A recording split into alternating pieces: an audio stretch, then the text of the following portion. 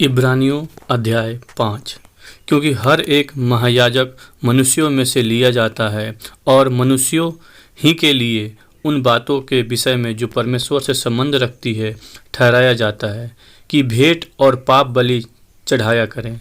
वह अज्ञानों और भूले भटकों के साथ नरमी से व्यवहार कर सकता है, इसलिए कि वह आप भी निर्बलता से घिरा है। इसलिए उसे चाहिए कि जैसे लोगों के लिए वैसे ही अपने लिए भी पाप बलि चढ़ाया करे। यह आदर का पद कोई अपने आप से नहीं लेता, जब तक कि हारून के समान परमेश्वर की ओर से ठहराया न जाए। वैसे ही मसीह ने भी महायाजक बनने की बड़ाई अपने आप से नहीं ली, और उसको उसी ने दी जिसने उससे कहा था, तू मेरा पुत्र है, आज मैं ही ने तुझे उत्पन्न किया है।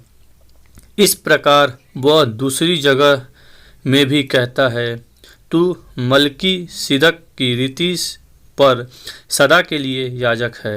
यीशु ने अपने देह में रहने के दिनों में ऊंचे शब्द से पुकार पुकार कर और आंसू बहा बहा कर उससे, जो उसको मृत्यु से बचा सकता था, प्रार्थनाएं और विनती की, और भक्ति के कारण उसकी सुनी गई।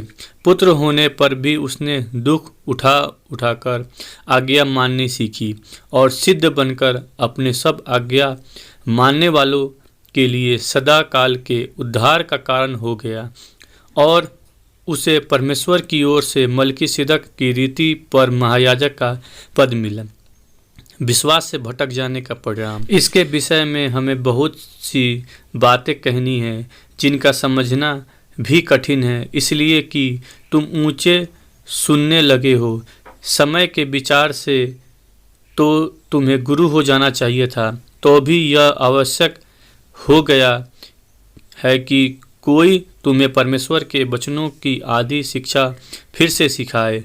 तुम तो ऐसे हो गए हो कि तुम्हें अन्न के बदले अब तक दूध ही चाहिए, क्योंकि दूध पीने वाले बच्चे को तो धर्म के वचन की पहचान नहीं होती, क्योंकि वह बालक है।